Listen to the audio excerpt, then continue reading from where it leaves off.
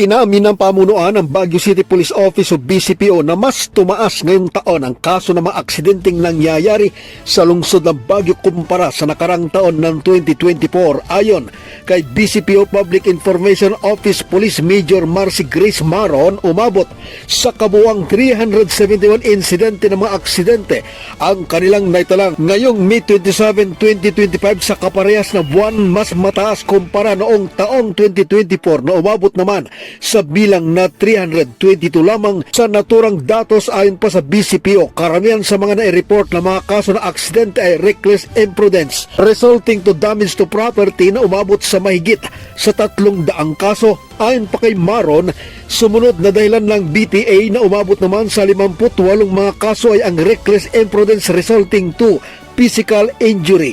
Kasunod ang reckless imprudence resulting to homicide na may naitalang kaso na 8 insidente. Samantala sa ulat pa ng otoridad, karamihan sa mga bihikulong nasasangkot sa naturang aksidente ay mga pribadong sasakyan kung saan ay umabot na sa 359 mga kaso simula Enero hanggang buwan ng Mayo. Sa karagdagang impormasyon, ayon pa kay Maron, 350 bihikulo ang naitala bilang sangkot sa mga aksidente habang 17 lamang ay motorsiklo. Karamihan din aniya sa nagiging dahilan at pangkaraniwang rason ng road accident sa lungsod ay drivers or human errors tulad ng pagmamaneho kahit nasa impluensya ng nakakalasing na inumin, mechanical defects at road conditions. Dahil dito nagbabalang otoridad sa mga driver at motorista na pag-ibayuhin ang kanilang pag-iingat habang nasa mga kalsada, laging masiguro na nasa maayos sa kondisyon ng makina at bahagi ng kanilang sakyan lalo ng preno para iwas aberya kontra disgrasya.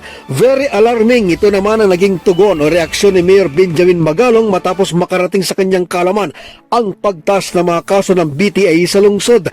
Dahil dito ay maglalatag ng kaukulang suhestyon at solusyon ng BCPO para malimitahan ang naturang vehicular traffic incidents sa lungsod ng Baguio. Freder Lyuda para sa Mata ng Agila, Northern Luzon. Matatag, matapang, matapat.